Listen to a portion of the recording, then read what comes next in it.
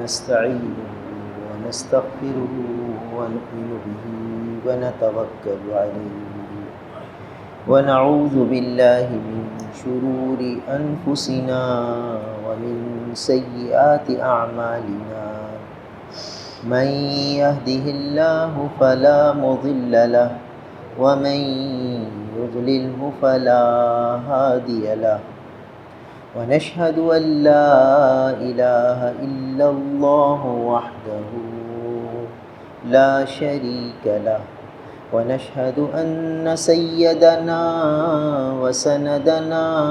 ونبينا وحبيبنا وحبيب ربنا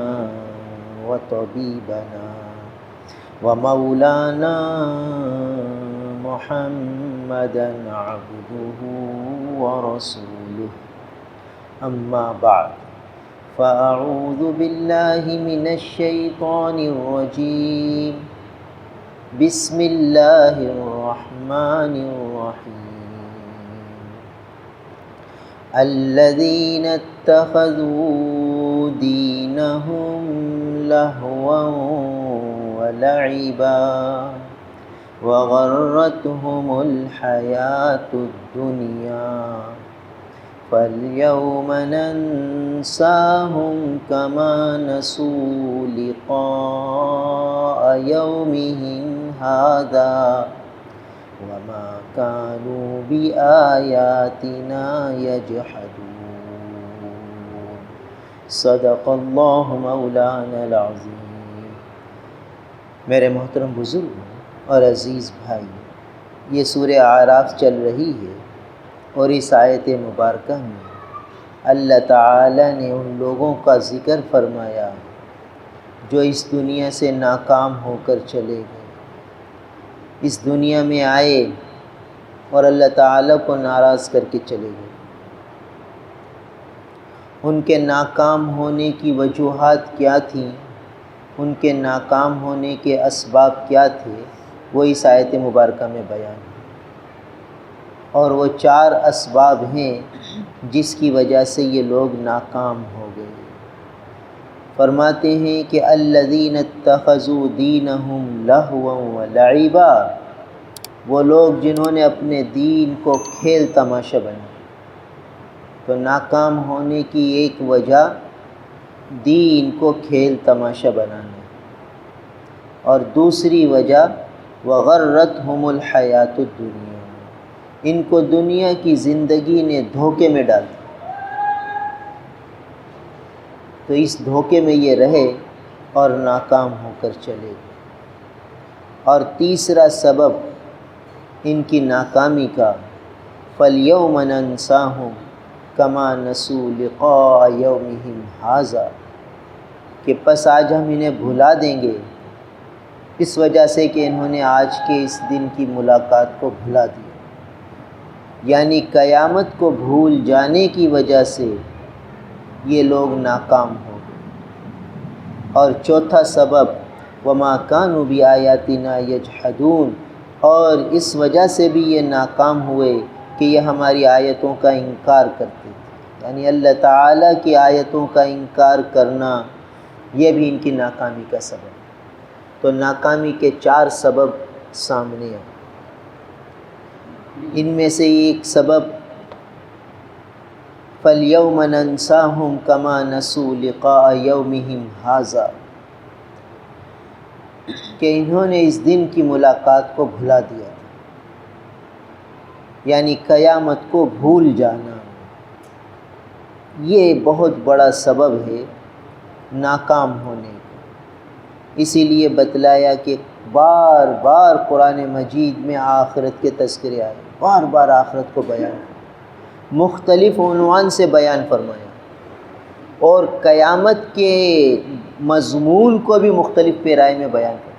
مختلف انداز سے، تاکہ یہ بات دل میں بیٹھ جائے کہ یہ دن بھلانے کے قابل نہیں، اس دن کو بھلانا نہیں، ہمیشہ یاد رکھیں۔ تو اب اس دن میں کیا کیا منازل ہیں، کیا کیا مراحل ہیں، کون کون سے حالات اس دن پیش آئیں گے، اس کو بھی قرآن نے بار بار بیان کیا۔ مختلف پیرائے،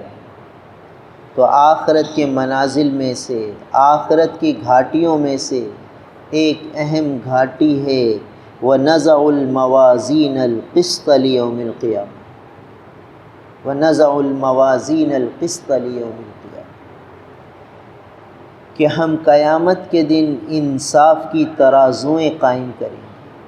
انصاف کی ترازوئیں قائم ہوں گی، انصاف کیا جائے گا، ہر عمل کا بدلہ دیا جائے گا، ہر عمل کا وزن کیا جائے گا۔ اور فرمایا کہ نزع الموازین، ترازوئیں قائم کریں گے، ایک ترازو نہیں ہوگی، ہر عمل کے لیے الگ ترازو، نماز کو تولنے کے لیے الگ ترازو ہوگی، روزے کو تولنے کے لیے الگ ترازو ہوگی، تجارت کو تولنے کے لیے الگ ترازو ہوگی، کس نے تجارت کیسے کی، ملازمت کو تولنے کے لیے الگ ترازو ہوگی، معاشرت کو تولنے کے لیے الگ ترازو ہوگی، بیوی کے حق تولے جائیں گے، ماں کے حق تولے جائیں گے، ہر عمل کو تولنے کے لیے الگ الگ ترازویں ہوں، میزان قائم کیے جائیں گے، اور یہ بڑا عجیب مرحلہ ہوگا، ہر آدمی پریشانی میں ہوگا کہ نہ معلوم میرے عمل کا کیا وزن ہوگا۔ بھائی ہم اپنا جائزہ لیں، جو عمل کر رہے ہیں اس میں وزن کیسے آئے گا، کیا چیز ہے جو عمل کو وزنی کر، کیونکہ بار بار اس کو قرآن نے بیان کیا، فَأَمَّا مَنْ ثَقُلَتْ مَوَازِينُهُ فَهُوَ فِي عِيشَةٍ رَاضِيَةٍ، جس کے میزان بھاری ہوں گے، جس کے عمل بھاری ہوں گے، فَهُوَ فِي عِيشَةٍ رَاضِيَةٍ، وہ بڑی مزے کی زندگی میں، بہت مزیدار زندگی میں۔ وَأَمَّا مَنْ خَفَّتْ مَوَازِينُهُ، جس کے میزان ہلکے ہو گئے، اس کے عمل ہلکے ہو گئے، فَأُمُّهُ ہاویہ، اس کا ٹھکانہ ہاویہ ہے۔ وَمَا أَدْرَاكَ مَا هِیَہ، تمہیں کیا معلوم کہ وہ ہاویہ کیا ہے، نار حامیہ، بھڑکتی ہوئی آگ ہے، بھڑکتی ہوئی آگ میں جانا پڑے گا اس شخص کو جس کے عمل ہلکے ہو گئے، اور عیشت الراضیہ میں ہوگا، بڑے مزے کی زندگی میں ہوگا وہ شخص جس کے وزن بھاری ہو گئے، جس کے اعمال بھاری ہو گئے۔ تو آج ہمیں اللہ تعالیٰ نے موقع دیا ہے کہ ہم ہر عمل میں وزن پیدا کریں۔ اب نماز بھی تولی جائے گی، کیسے اس میں وزن آ جائے؟ نماز کے اندر مختلف نوعیتیں ہیں بھائی۔ اب دیکھو، ہر چیز کو تولنے کے لیے اس کے مطابق پیمانے ہوتے۔ بھائی انسان کو تولنا ہے، اس کو مشین پہ کھڑا کرو تو نمبر آ جائیں گے، بھئی یہ 72 کلو کا ہے، یہ 60 کلو کا ہے، 60 کے جی وزن ہے، اس کا 70 کے جی وزن ہے۔ اس انسان کو جب میزان پہ رکھیں گے اس کا عمل آ جائے گا۔ تو ایسے ہی آخرت میں نماز کو رکھیں گے، وہ کیسی ترازویں ہوں گی اللہ ہی جانے۔ بھائی یہ جو خون کا ٹیسٹ کرتے ہیں نا، تو ہم نے کہا بھئی تم کیسے ٹیسٹ کرتے ہو کہ ایک ہی خون کا 1 ملی لیٹر خون ہوتا ہے، اس میں تم یہ بھی بتا دیتے ہو کہ اس میں پلیٹلیٹس کتنے ہیں، اس میں وائٹ سیل کتنے ہیں، اور اس میں جو ہے فلاں چیز کتنی ہے، بلیو ریبن کتنے ہیں، مختلف چیزیں وہ 1 ملی لیٹر میں بتا دیتے ہیں۔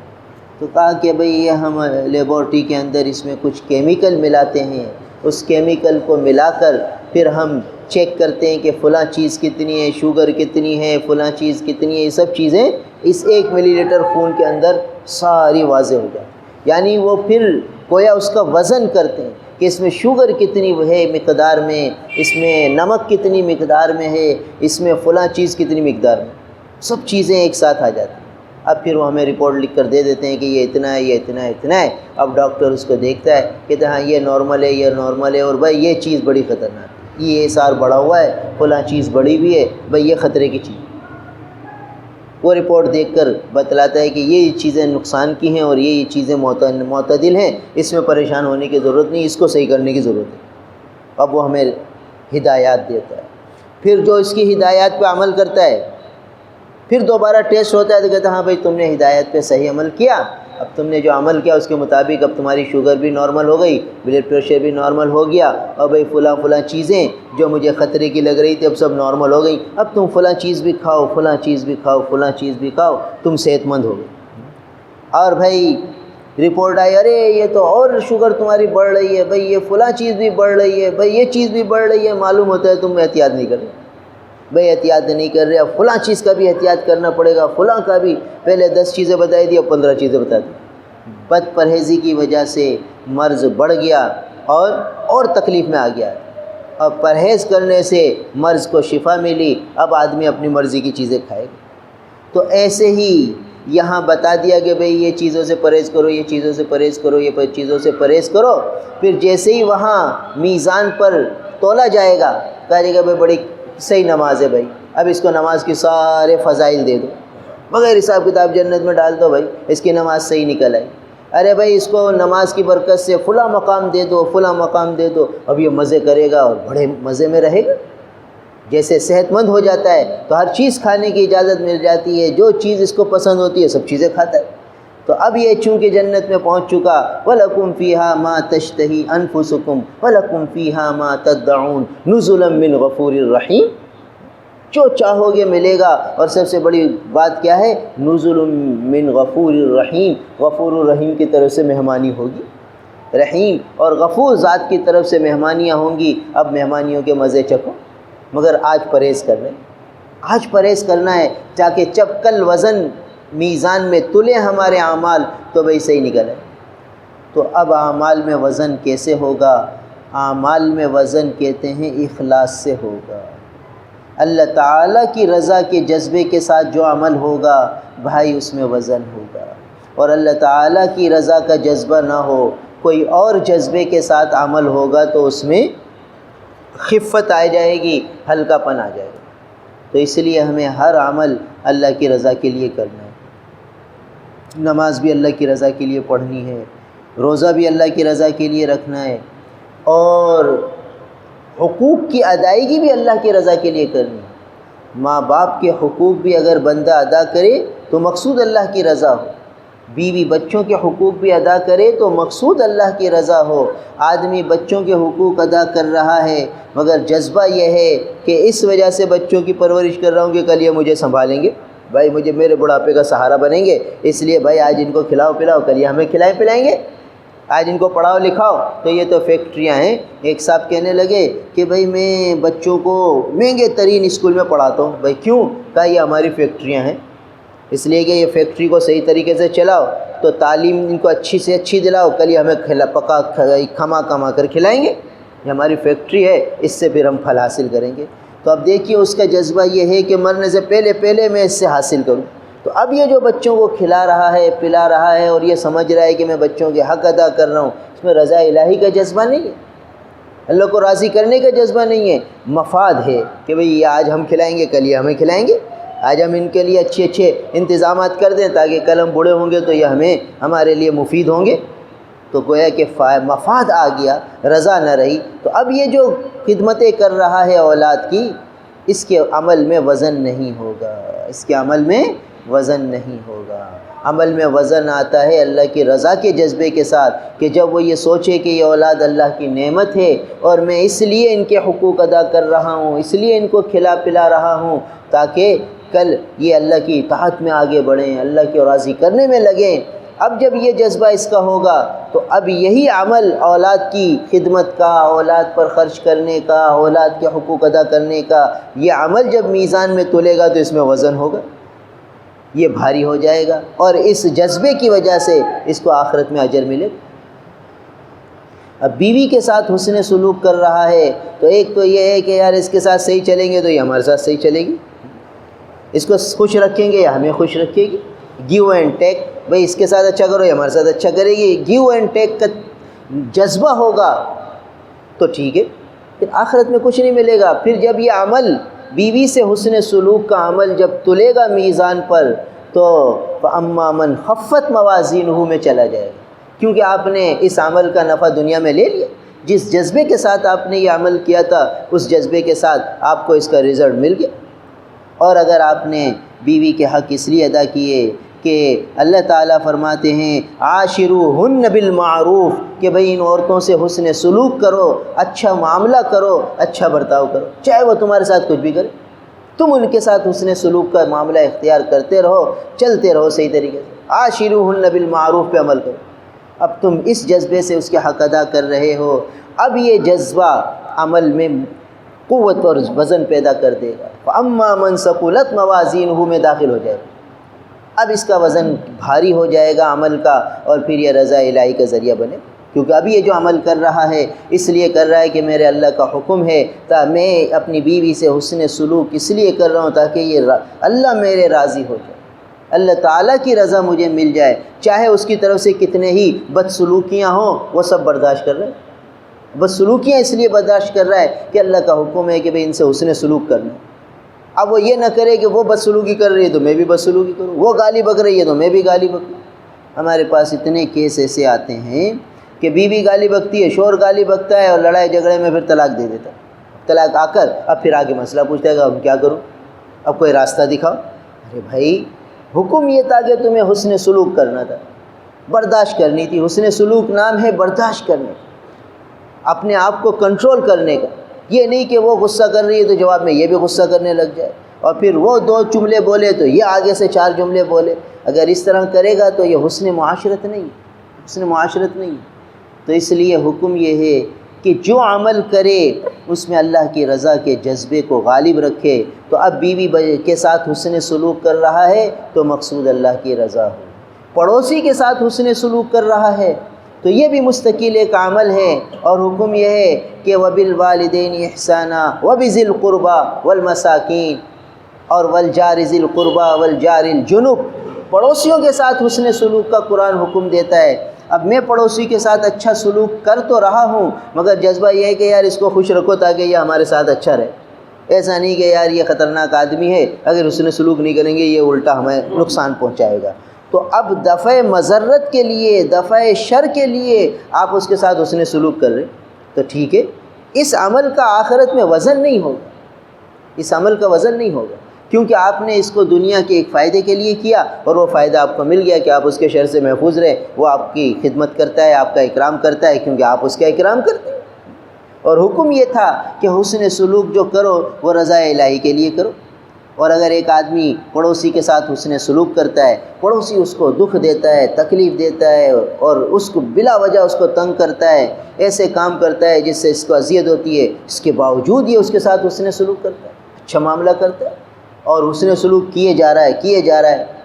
اور یہ کہتا ہے کہ مجھے حکم ہے اللہ کا اس لیے میں کر رہا ہوں تاکہ میرے اللہ راضی ہو جائے، اور اس کی طرف سے بدسلوکی ہے وہ برداشت کر رہا ہے، صبر کر رہا ہے، یہ ہے حسن معاشرت۔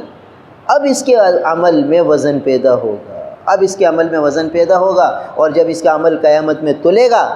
تو کیا ہوگا، یہ کامیاب ہو جائے گا کہ وزن میں اس کے عمل میں وزن آ گیا۔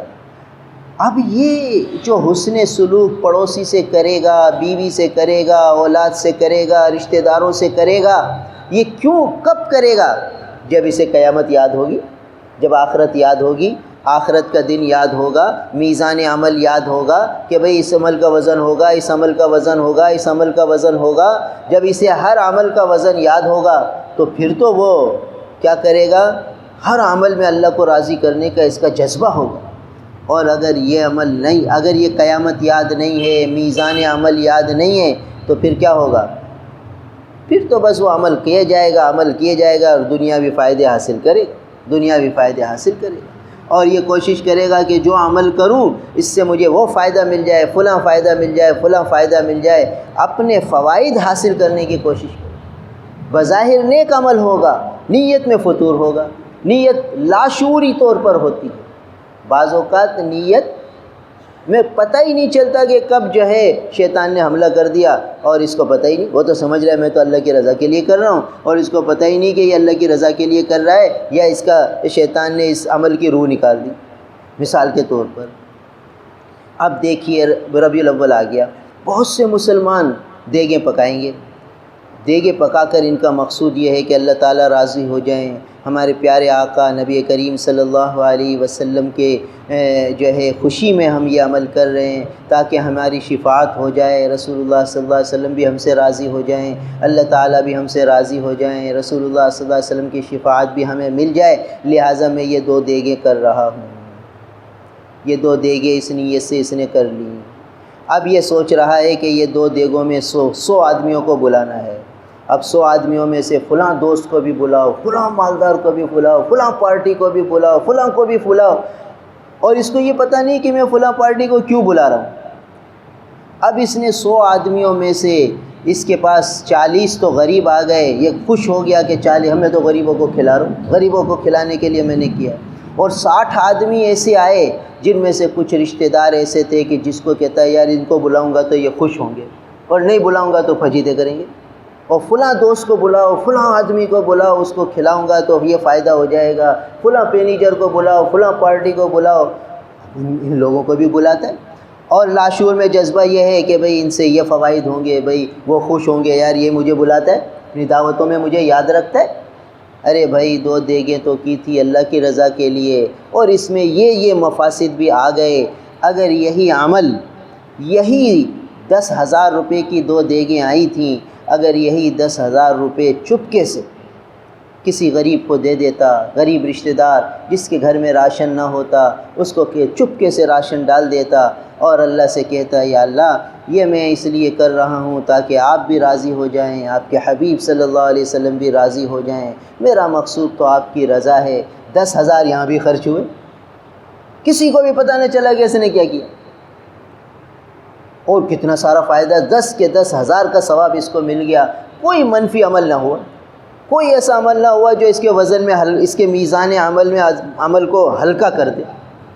پورا بھاری عمل ہو گیا۔ اور رسول اللہ صلی اللہ علیہ وسلم کی وہ بات کہ قیامت کے دن عرش کے سائے میں وہ شخص بھی ہوگا جو ایسی طرح صدقہ دے کہ دائیں ہاتھ سے دے تو بائیں ہاتھ کو پتہ نہ چلے۔ یہ ہے وہ طریقہ کہ چپکے سے کر دیا، کسی کو پتہ ہی نہیں کہ اس نے کتنی دیگیں بنائی۔ اب وہ لوگ پوچھ رہے ہیں ارے حاجی صاحب آپ نے اس سال تو ہمیں بلایا ہی نہیں، ارے اس سال آپ نے کیوں دیگیں نہیں کریں۔ اب یہ سب تانے برداشت کر رہے ہیں۔ اب یہ سوچتا ہے کہ یار وہ تو میں نے کر دیا، اب یہ تانوں سے بچنے کے لیے 2 دیگیں کر دوں تو کیا اللہ نے مجھے بہت دیا، تو اب یہ 2 دیگیں پھر کرے گا۔ یار سب پوچھتے ہیں کہ ارے اس دن، ارے اس سال آپ نے یاد نہیں کیا، ارے اس سال آپ نے کیوں نہیں کیا۔ اب وہ پریشان ہے یار اس سال میں نے نہیں کیا، ہر آدمی پوچھ رہا ہے، چلو یار کر ہی لو۔ تو اب یہ عمل وہی گڑبڑ والا، اور اس کے بدلے وہ عمل تھا صحیح ستھرا، صاف ستھرا۔ تو اب صاف ستھرے عمل میں کیا ہوتا ہے جو عند اللہ مقبول ہو، شور شرابہ نہیں ہوتا، ہلا گلا نہیں ہوتا، چٹخارے نہیں ہوتے، کھانے پینے نہیں ہوتے۔ رسول اللہ صلی اللہ علیہ وسلم کی ہم زندگی دیکھیں، صحابہ کرام کے تذکرے پڑھیں، ان میں یہ کھانے پینے کے چٹخارے نہیں ہیں، یہ چٹخارے نہیں ہیں کھانے پینے کے، ان کی زندگی سراپا عمل ہے، عمل میں لگتے تھے۔ اور صدقے خیرات کا مقصود کیا ہوتا ہے؟ غریب کی حاجت روائی، غریب کی ضرورت کو پورا کرنا، یہ مقصد ہے صدقے خیرات، زکوٰۃ، صدقات، فطرات کا، کہ غریب کی حاجت پوری ہو جائے، غریب کی ضرورت پوری ہو جائے۔ اب ہم یہ کہیں کہ بھئی ہم یہ ایصال ثواب اس لیے کر رہے ہیں کہ صدقہ خیرات ہو جائے، تو صدقے خیرات میں چٹخارا کہاں سے آ گیا؟ بریانی میں تو چٹخارا ہے، کھانے پینے میں تو چٹخارے ہیں، تو یہ چٹخارا کہاں سے آ گیا؟ بھائی صدقے خیرات کا مقصد یہ تھا کہ غریب کی حاجت روائی۔ بریانی کھانے میں اس کی کون سی حاجت پوری ہو رہی ہے؟ قورمے بریانیوں میں اس کی کون سی حاجت پوری ہو رہی ہے؟ وہ تو ہمارا مزہ ہے، میرے گھر میں دعوت ہو گئی تو مجھے مزہ آ گیا، میرے رشتہ دار آ گئے مجھے مزہ آ گیا، میرے دوست آ گئے مجھے مزہ آ گیا، چند فقراء بھی کھا گئے، اور میں نے کہا کہ بھئی میں نے فلاں کے لیے ایصال ثواب کر دیا اور مجھے ثواب مل گیا، اور میں خوش ہو گیا اور میں راضی ہو گیا۔ کل میرا رزلٹ آؤٹ ہوگا، اور جب میرا یہ عمل میزان میں تلے گا اس وقت پتہ چلے گا کہ ارے اس میں تو وزن ہی نہیں تھا، اس عمل میں تو وزن ہی نہیں تھا، 100 آدمی کھا گئے اور وزن کچھ نہیں، اور یہ 10,000 روپے جو میں نے اللہ کے لیے دیے تھے اس میں اتنا وزن کسی کو بھی پتہ نہیں، اور وزنی ہی وزنی۔ یہ عمل مجھے اللہ کے قریب لے کے جا رہا ہے، یہ عمل اللہ سے دور کر رہا ہے۔ تو بھائی ہر عمل تلے گا، ہر عمل، جو عمل ہم کر رہے ہیں کسی کے ساتھ، اللہ کے حبیب صلی اللہ علیہ وسلم فرماتے ہیں کہ مسلمان کے ساتھ مسکرا کر ملنا یہ بھی صدقہ ہے، تو مسکراہٹ سے مل لیے یہ عمل بھی تلے گا۔ مسلمان سے اتنا سا عمل کہ ہمارے پاس ہمارا کوئی بھائی آیا، کوئی اجنبی مسلمان آیا، السلام علیکم ورحمۃ اللہ، اور مسکرا لیے، اتنا سا عمل یہ بھی میزان میں تلے گا اور اس میں بھی وزن ہوگا۔ اور اس کو جیب بھر کے دے دیا اور مقصود رضا الہی نہ ہو